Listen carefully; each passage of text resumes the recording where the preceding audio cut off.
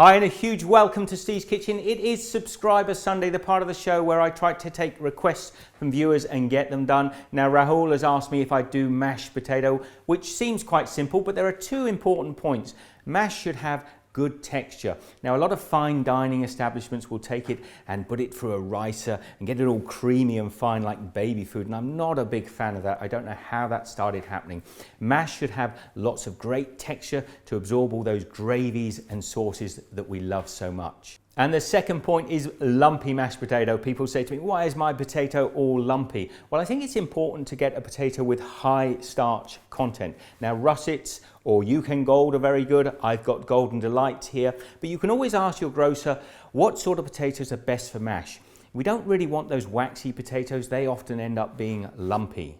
So now I'm going to take these potatoes. I'm actually going to make for two. Now, ordinarily, another really peculiar thing is 2 potatoes would do for most people. But when you're doing mash, for some reason, you need 3. And that's just one of those strange phenomenon I can't explain.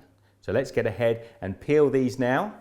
So here I have 3 peeled potatoes. They're fairly large, and that's for 2 people. As I say, increase it by 50%. I have no idea why. We're going to take these potatoes now. They're no good as big as they are, so we want to cut them in halves and then into quarters.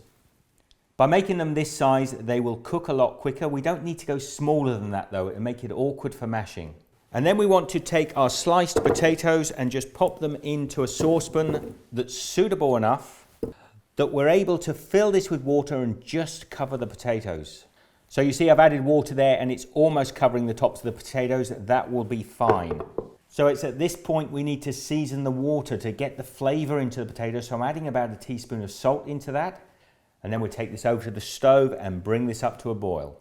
Now I've got our potatoes on a high heat and the water's just started to boil, so I'm turning that heat down, and you want to put a lid on there. Now it has to be a lid with either a slotted top. If you put it on flat like that, it will boil over very quickly. So I'm just going to use a regular lid and I'm tilting it on the side to let the pressure come out. Now occasionally whilst it's cooking, you want to take the lid off and take a knife and just push that into the potato, and you'll feel resistance, which will tell you that potato is not cooked all the way through.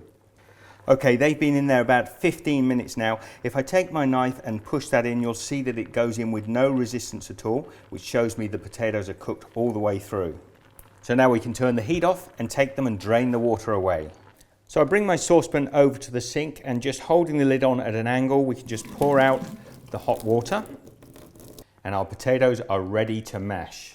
So you're going to need what I call a potato masher. I don't know what you call it where you come from, but we can use that straight away and start mashing these potatoes up, but they will be a little bit dry. So I like to put a knob of butter in there. Whether you use salted or unsalted is up to you, and a splash or a couple of tablespoons of full cream milk.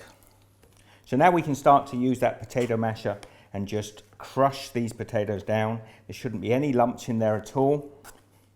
And that basically is it. If your potatoes have the right content of starch and they cook properly, you add a little bit of fat back into it, you are going to end up with beautifully perfect mashed potato, which has got texture. There's no lumps in there.